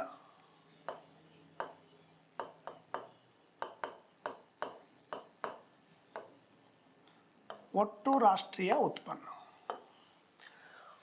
GDP ಒಟ್ಟು ದೇಶೀಯ ಉತ್ಪನ್ನ ಆಗಿತ್ತು. ಯಾಕಂದ್ರೆ ದೇಶೀಯ ಮೀನ್ಸ್ ಗಡಿಯ ಒಳಗಡೆ ಉತ್ಪಾದನೆ ಆಗಿರ್ತಕ್ಕಂಥ ವಸ್ತುಗಳ ಮೌಲ್ಯ GDP. GNP ಅಂದರೆ ಒಂದು ರಾಷ್ಟ್ರ ಒಂದು ವರ್ಷದಲ್ಲಿ ಆಂತರಿಕ ಮತ್ತು ಬಾಹ್ಯ ಮೂಲಗಳಿಂದ ಗಳಿಸಿದಂಥ ಒಟ್ಟು ಆದಾಯವನ್ನೇ ನಾವು GNP ಅಂತ ಕರಿತೀವಿ. ಇವತ್ತು ನಮ್ಮ ದೇಶ ಐತಿ, ನಮ್ಮ ದೇಶದ ಅನೇಕ ಕಂಪ್ನಿಗಳು, ಅನೇಕ ಬ್ಯಾಂಕ್ಗಳು, ಅನೇಕ ವ್ಯಕ್ತಿಗಳು ಬೇರೆ ಬೇರೆ ದೇಶದಾಗ ದುಡಿತಾರೆ, ನಮ್ಮ ದೇಶಕ್ಕೆ ಆದಾಯ ತೊಗೊಂಬರ್ತಾರೆ. ನಮ್ಮ ದೇಶದಲ್ಲಿ ಬೇರೆ ದೇಶದ ವ್ಯಕ್ತಿಗಳು, ಬೇರೆ ದೇಶದ ಕಂಪ್ನಿಗಳು ನಮ್ಮ ದೇಶದಲ್ಲಿ ದುಡಿತಾರೆ, ಅವ್ರ ದೇಶಕ್ಕೆ ಆದಾಯ ಒಯ್ತಾರೆ. GNP ಅಂದರೆ ಭಾರತ ಅನ್ನುವಂಥ ಒಂದು ರಾಷ್ಟ್ರ ಒಂದು ಹಣಕಾಸು ವರ್ಷದಲ್ಲಿ ಬಾಹ್ಯ ಮತ್ತು ಆಂತರಿಕ ಮೂಲಗಳಿಂದ, ಎರಡೂ ಮೂಲಗಳಿಂದ ಗಳಿಸಿದಂಥ ಒಟ್ಟು ಆದಾಯವನ್ನೇ GNP ಅಂತ ಕರಿತೀವಿ. ಈಗ ಆಗಲಿ ನಿಮಗೊಂದು ಎಕ್ಸಾಂಪಲ್ ಕೊಟ್ಟಿದ್ದೆ, ಕಲ್ಲಪ್ಪ ಮತ್ತು ಕಲ್ಲವ. ಕಲ್ಲಪ್ಪ ಹೋಗಿ ದುಬೈದಾಗ ದುಡಿತಾನ, ಕಲ್ಲವ್ ಇಲ್ಲೇ ಅದಾಳ. ಕಲ್ಲವ್ಗೆ ತಿಂಗಳಿಗೆ 1 ಲಕ್ಷ ರೂಪಾಯಿ ಕಳಿಸ್ತಾನ. ಅದು ನಮ್ಮ GDP ಒಳಗೆ ಬರ್ತದೇನಂದ್ರೆ ಆಗಲೇ ಬರಲ್ಲ ಅಂತ ಹೇಳಿದೆ ನಾ. ಆದರೆ ಈ ಕಲ್ಲಪ್ಪನ ಆದಾಯ ಈ GNP ಒಳಗೆ ಬರ್ತದೆ ಅಂದ್ರೆ ಬರ್ತದೆ. ವಿದೇಶದಲ್ಲಿ ದುಡಿಯುವಂಥ ಭಾರತೀಯ ವ್ಯಕ್ತಿಗಳ ಆದಾಯವನ್ನು ನಾವು GNPಯಲ್ಲಿ ಪರಿಗಣಿಸುತ್ತೇವೆ ನೋಡ್ರಿ. ಆದರೆ ಭಾರತದಲ್ಲಿ ದುಡಿತಕ್ಕಂಥ ವಿದೇಶಿ ವ್ಯಕ್ತಿಗಳ ಆದಾಯವನ್ನು GNP ಒಳಗೆ ಪರಿಗಣಿಸುವುದಿಲ್ಲ. ಯಾಕೆ ಹೇಳ್ರಿ? ಈ ಒಂದು ಅಮೇರಿಕದ ಒಂದು ಕಂಪ್ನಿ ಅದಪ್ಪ, ಆ್ಯಪಲ್ ಕಂಪ್ನಿ ನಮ್ಮ ದೇಶದಾಗ ಐತಿ. ಅಮೇರಿಕದು ಆ್ಯಪಲ್ ಕಂಪ್ನಿ ನಮ್ಮ ದೇಶದಾಗ ಐತಿ. ಈ ಅಮೇರಿಕದ ಆ್ಯಪಲ್ ಕಂಪ್ನಿ ಕೆಲಸ ಮಾಡ್ತದೆ, ಇಲ್ಲಿ ದುಡಿತದೆ, ಅದರ ಟ್ಯಾಕ್ಸ್ ಕಟ್ತದೆ ನಮಗೆ. ಇಲ್ಲೆಲ್ಲ ನಮ್ಮವ್ರಿಗೆ ಕೂಲಿ ಕೊಡ್ತದೆ, ಇದು ಉದ್ಯೋಗ ಕೊಡ್ತದೆ, ನಮಗೆಲ್ಲ ಟ್ಯಾಕ್ಸ್ ಕಟ್ತದೆ. ಬಟ್ ಆದಾಯ ಪ್ರಾಫಿಟ್ ಅವ್ರ ದೇಶಕ್ಕೆ ಹೋಯ್ತಾರೆ. ಯಾವ ರೀತಿ ಕಲ್ಲಪ್ಪನ ಆದಾಯ ದುಬೈದಿಂದ ನಮ್ಮ ದೇಶಕ್ಕೆ ನಾವು GNP ಒಳಗೆ ಪರಿಗಣನೆ ತೊಗೊಂಡೇವಿ, ಹಂಗೆ ಈ ಆ್ಯಪಲ್ ಕಂಪ್ನಿಯ ಆದಾಯ ಅವ್ರ ದೇಶದ GNP ಒಳಗೆ ಹೋಗ್ತದೆ, ಗ್ರಾಸ್ ನ್ಯಾಷನಲ್ ಪ್ರಾಡಕ್ಟಿಗೆ ಹೋಗ್ತದೆ ನೋಡ್ರಿ. GNP ಒಳಗೆ ವಿದೇಶದಲ್ಲಿರತಕ್ಕಂಥ ಭಾರತೀಯ ವ್ಯಕ್ತಿಗಳ, ಭಾರತೀಯ ಕಂಪ್ನಿಗಳ ಆದಾಯವನ್ನು ಪರಿಗಣಿಸುತ್ತೇವೆ. ಆದರೆ ಭಾರತದಲ್ಲಿರುವ ವಿದೇಶಿ ಕಂಪ್ನಿಗಳ, ವಿದೇಶಿ ವ್ಯಕ್ತಿಗಳ ಆದಾಯವನ್ನು ಪರಿಗಣಿಸುವುದಿಲ್ಲ. ಭಾಳ ಇಂಪಾರ್ಟೆಂಟ್ ಇದು. ಇವೇ ಕಾನ್ಸೆಪ್ಟ್ ರೂಪದಾಗ ಎಕ್ಸಾಮ್ದಾಗ ಪ್ರಶ್ನೆ ಬಂದವು, KS IAS ರೂಪದಾಗ ಬಂದು ಕ್ವಶನ್ಗಳು. GNP ಮೀನ್ಸ್ ಒಂದು ರಾಷ್ಟ್ರ ಒಂದು ವರ್ಷದಲ್ಲಿ ತಾನು ಗಳಿಸಿದ ಆಂತರಿಕ ಮತ್ತು ಬಾಹ್ಯ ಮೂಲಗಳಿಂದ ಏನು ಗಳಿಸಿರ್ತಕ್ಕಂಥ ಒಟ್ಟು ಆದಾಯ ಐತೆ ಅದಕ್ಕೆ ನಾವು GNP ಅಂತ ಕರಿತೀವಿ. ಬಟ್ ಒಂದು ದೇಶದ ಗಡಿ ಒಳಗಡೆ ಒಂದು ವರ್ಷದಲ್ಲಿ ಗಳಿಸಿದ ಆದಾಯ GDP, ಅದು ಇದು GNP. ಎರಡು ಆಂತರಿಕ ಮತ್ತು ಬಾಹ್ಯ ಮೂಲಗಳಿಂದ ಗಳಿಸಿದಂಥ ಆದಾಯ GNP. ಹಾಗಾದರೆ ಈ GNP ದೊಡ್ಡದು GDP ದೊಡ್ಡದು ಅಂತ ಕೇಳ್ತಾನ. ಯಾವಾಗಲೂ GDPಗಿಂತ GNP ಅಮೌಂಟು ಜಾಸ್ತಿ ಇರ್ತದೆ. GDP ದೇಶದ ಗಡಿ ಒಳಗಡೆ ನಾವು ಲೆಕ್ಕಾಚಾರ ಮಾಡ್ತೀವಿ, GNP ಗಡಿ ಒಳಗಡೆ ಗಡಿ ಹೊರಗಡೆ ಎರಡೂ ಮೂಲಗಳಿಂದ ಗಳಿಸಿದ ಆದಾಯವನ್ನು ಲೆಕ್ಕಾಚಾರ ಮಾಡ್ತೀವಿ. ವಿದೇಶದಿಂದ ಬರ್ತಕ್ಕಂಥ ಆದಾಯ ಧನಾತ್ಮಕವಾಗಿದ್ದರೆ GNP ಗ್ರೇಟರ್ ದೆನ್ GDP. GDPಗಿಂತ GNP ಹೆಚ್ಚಿರ್ತದೆ ಅಂದಂಗೆ. IAS ಪ್ರಶ್ನೆ ಬಂದ ನೋಡ್ರಿ ಇಲ್ಲಿ. ಒಂದು ವೇಳೆ ಭಾರತಕ್ಕೆ ವಿದೇಶದಿಂದ ಬರ್ತಕ್ಕಂಥ ಆದಾಯ ಋಣಾತ್ಮಕವಾಗಿದ್ದರೆ GNP ಸ್ಮಾಲರ್ ದೆನ್ GDP. ಒಂದು ವೇಳೆ ವಿದೇಶದಿಂದ ಬರ್ತಕ್ಕಂಥ ಆದಾಯ ಭಾರತಕ್ಕೆ 0 ಆಗಿದ್ದರೆ, ಶೂನ್ಯವಾಗಿದ್ದರೆ, ಆವಾಗ GNP ಈಕ್ವಲ್ ಟು GDP. ಒಂದು ಸಲ UPSC 2011 ಪ್ರಶ್ನೆ ಕೇಳಿದ್ದ, ವಿದೇಶದಿಂದ ಬರ್ತಕ್ಕಂಥ ಆದಾಯವು ಧನಾತ್ಮಕವಾಗಿದ್ದರೆ ಈ ಕೆಳಗಿನ ಆಯ್ಕೆಗಳಲ್ಲಿ ಯಾವುದು ಸರಿಯಾಗುತ್ತದೆ? ವಿದೇಶಗಳಿಂದ ಬರ್ತಕ್ಕಂಥ ಆದಾಯವು ಧನಾತ್ಮಕವಾಗಿದ್ದರೆ GNP ಗ್ರೇಟರ್ ದೆನ್ GDP. GDPಗಿಂತ GNP ಹೆಚ್ಚಿರ್ತದೆ. ಋಣಾತ್ಮಕವಾಗಿದ್ದರೆ ಜಿ ಡಿ ಪಿಗಿಂತ ಜಿ ಎನ್ ಪಿ ಕಡಿಮೆ ಇರ್ತದೆ, 0 ಇದ್ದರೆ ಈಕ್ವಲ್ ಇರ್ತದೆ. ಈ ರೀತಿಯಾಗಿ ಜಿ ಎನ್ ಪಿ ಕಾನ್ಸೆಪ್ಟ್. ಇನ್ನು 4ನೇ ಕಾನ್ಸೆಪ್ಟ್ ಯಾವುದು ಅಂತಂದ್ರೆ ಎನ್ ಎನ್ ಪಿ. ಅಂದರೆ ನೆಟ್ ನ್ಯಾಷನಲ್ ಇನ್ಕಮ್. ನಿವ್ವಳ ರಾಷ್ಟ್ರೀಯ ಆದಾಯ. ಜಿ ಎನ್ ಪಿ ಅಲ್ಲಿ ಖರ್ಚು ವೆಚ್ಚಗಳನ್ನು ಕಳೆದಾಗ ಉಳಿಯುವಂಥ ಮೌಲ್ಯಕ್ಕೆ ಎನ್ ಎನ್ ಪಿ ಅಂತ ಕರೀತಾರೆ. N N P equal to G N P minus ಸವಕಳಿ ವೆಚ್ಚ. ಈಗ ನಾವು ನಮ್ಮ ದೇಶದೊಳಗಾಗಲಿ ಅಥವಾ ವಿದೇಶದೊಳಗಾಗಲಿ ಯಾವುದೇ ಒಂದು ವಸ್ತುವನ್ನು ಉತ್ಪಾದನೆ ಮಾಡ್ಬೇಕಾದ್ರೆ ಖರ್ಚು ವೆಚ್ಚ ಅಥವಾ ಜಿ ಎನ್ ಪಿ ಅಂದ್ರೆ ಆಂತರಿಕ ಮತ್ತು ಬಾಹ್ಯ ಮೂಲಗಳಿಂದ ಬಂದಿರತಕ್ಕಂಥ ಆದಾಯ. ಆ ಆದಾಯ ಗಳಿಸ್ಬೇಕಾದ್ರೆ ಅನೇಕ ಖರ್ಚು ವೆಚ್ಚಗಳು ಕಳಿಬೇಕಲ್ಲ.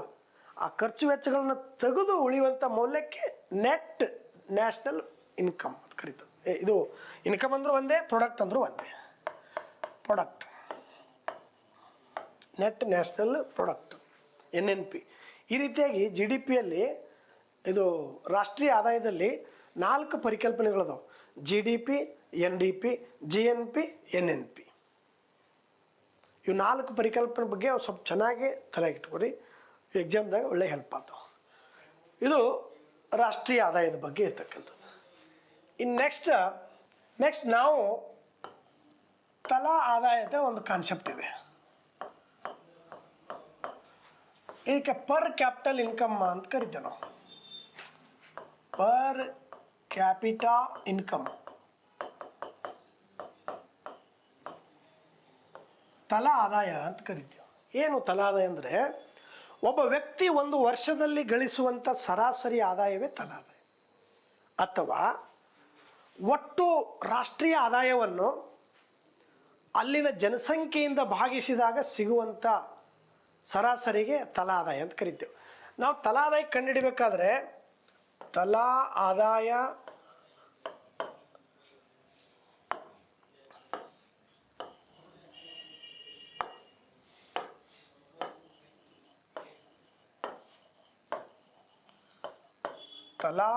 ಈಕ್ವಲ್ ಟು ಒಟ್ಟು ರಾಷ್ಟ್ರೀಯ ಆದಾಯ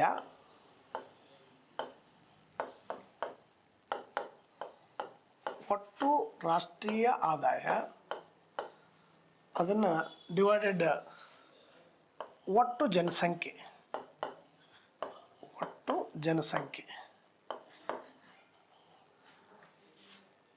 ಒಂದು ದೇಶದ ಒಟ್ಟು ರಾಷ್ಟ್ರೀಯ ಆದಾಯವನ್ನು ಆ ದೇಶದ ಒಟ್ಟು ಜನಸಂಖ್ಯೆಯಿಂದ ಭಾಗಿಸಿದಾಗ ಸಿಗುವಂಥ ಒಂದು ಸರಾಸರಿಗೆ ತಲಾ ಆದಾಯ ಅಂತ ಕರಿತೀವಿ. ಹಾಗಾದ್ರೆ ಭಾರತದ ತಲಾ ಆದಾಯ ಎಷ್ಟಿದೆ ಅಂತ ಕೇಳಿದ್ರೆ, ಪ್ರಸ್ತುತ ಭಾರತದ ತಲಾ ಆದಾಯ 1,84,000 ರೂಪಾಯಿಗಳು ಭಾರತದ ತಲಾ ಆದಾಯ ಐತಿ. ಸದ್ಯ 1,84,000 ರೂಪಾಯಿಗಳು ಒಬ್ಬ ವ್ಯಕ್ತಿಯ ಸರಾಸರಿ ಆದಾಯ ಐತಿ. ಅಂದ್ರೆ ಇಲ್ಲಿ ನಮಗೆ ಕೊಡಲ್ಲ ಅವರು, ಇದು ದೇಶದ ಲೆಕ್ಕಾಚಾರಕ್ಕೋಸ್ಕರ ಮಾಡ್ತಾರೆ. ಒಟ್ಟು ರಾಷ್ಟ್ರೀಯ ಆದಾಯವನ್ನು ನಮ್ಮ ಜನಸಂಖ್ಯೆಯಿಂದ ಡಿವೈಡ್ ಮಾಡಿರ್ತಾರೆ. ನಮಗೆ 1,84,000 ಕೂಡ್ರಿ ಅಂದ್ರೆ ಕೊಡೋಕ್ಕಾಗಲ್ಲ. ಒಬ್ಬ ವ್ಯಕ್ತಿಯ ಸರಾಸರಿ ಒಬ್ಬೊಬ್ಬರ ತಲೆಗೆ ಇಷ್ಟು ಬರ್ತೈತೆ ಅಂತೇಳಿ ಲೆಕ್ಕಾಚಾರ ಇರ್ತದೆ. ಯಾಕೆ ಇದನ್ನು ಅಳತೆ ಮಾಡ್ಬೇಕಂತಂದರೆ, ಈ ತಲಾ ಆದಾಯ ಹೆಚ್ಚಿದ್ದಂಗೆ ನಮ್ಮ ದೇಶ ಸಮೃದ್ಧವಾಗಿ ನಡೀತಾ ಇದೆ ಅಂತಕ್ಕಂಥ ಒಂದು ನಮಗೆ ಮಾಹಿತಿ ಸಿಗ್ತದೆ. ಇವತ್ತು ಭಾರತದ ತಲಾ ಆದಾಯ ಬಂದು 1,84,000. ಅದೇ ಮೊನ್ನೆ ಕ್ವಶನ್ ಕೇಳಿದರು, ಕರ್ನಾಟಕದ ತಲಾ ಆದಾಯ ಎಷ್ಟು 2023-24 ಪ್ರಕಾರ ಅಂತಂದರೆ, ಕರ್ನಾಟಕದ ಒಬ್ಬ ವ್ಯಕ್ತಿಯ ತಲಾ ಆದಾಯ ಸರಾಸರಿ ಆದಾಯ ಒಂದು ವರ್ಷಕ್ಕೆ 3,33,000 ರೂಪಾಯಿ. 3,33,000 ರೂಪಾಯಿ ಕರ್ನಾಟಕದ. ಇದು ಭಾರತ ದೇಶದ ಸರಾಸರಿ ಆದಾಯ. ಇದು ಕರ್ನಾಟಕ ರಾಜ್ಯದ ಸರಾಸರಿ ತಲಾ ಆದಾಯ, ಕರ್ನಾಟಕ. ಇನ್ನು ನಾವು ಸ್ವಲ್ಪ ಮಾಹಿತಿ ನೋಡಿದಾಗ ಇಲ್ಲಿ ಅತಿ ಹೆಚ್ಚು ತಲಾ ಆದಾಯ ಹೊಂದಿರತಕ್ಕಂಥ ಭಾರತ ರಾಜ್ಯಗಳು ಭಾಳ ಇಂಪಾರ್ಟೆಂಟ್ ಎಕ್ಸಾಮ್ ಬರ್ತಾವ. ಪ್ರಸ್ತುತ ಸಿಕ್ಕಿಂ ರಾಜ್ಯ 5,88,000 ರೂಪಾಯಿ ಅದರ ತಲಾ ಆದಾಯ ಐತಿ. ಅಂದರೆ ಸಿಕ್ಕಿಂ ರಾಜ್ಯದ ಒಟ್ಟು ರಾಜ್ಯದ ಆದಾಯವನ್ನು ಆ ರಾಜ್ಯದ ಒಟ್ಟು ಜನಸಂಖ್ಯೆಯಿಂದ ಬಾಗಲೆ ಮಾಡಿದಾಗ ಇದು ಇಷ್ಟು ಅಮೌಂಟ್ ಬಂದದ. ಒಬ್ಬೊಬ್ಬ ವ್ಯಕ್ತಿಯ ತಲಾ ಆದಾಯ ಸಿಕ್ಕಿಂನಲ್ಲಿ 5,88,000 ರೂಪಾಯಿ. ಅತಿ ಹೆಚ್ಚು ತಲಾ ಆದಾಯ ಹೊಂದಿರತಕ್ಕಂಥ 2024ರ ಒಂದು ಅಂಕಿಅಂಶಗಳ ಪ್ರಕಾರ ಅತಿ ಹೆಚ್ಚು ತಲಾ ಆದಾಯ ಹೊಂದಿರತಕ್ಕಂಥ ರಾಜ್ಯ ಸಿಕ್ಕಿಂ. ಸೆಕೆಂಡು ಗೋವಾ ಇದೆ, 4,92,000 ರೂಪಾಯಿ ಗೋವಾದ ತಲಾ ಆದಾಯ. ಚಂಡೀಗಢ 3,99,000 ರೂಪಾಯಿ ತಲಾ ಆದಾಯ ಹೊಂದಿದೆ. ಕರ್ನಾಟಕ 3,33,000 ರೂಪಾಯಿ ತಲಾ ಆದಾಯ ಹೊಂದಿದೆ. ಪ್ರಸ್ತುತ ಕರ್ನಾಟಕದಲ್ಲಿ ಒಬ್ಬ ವ್ಯಕ್ತಿದು 3,33,000 ರೂಪಾಯಿ ತಲಾ ಆದಾಯ ನಮ್ಮದು ಐತಿ.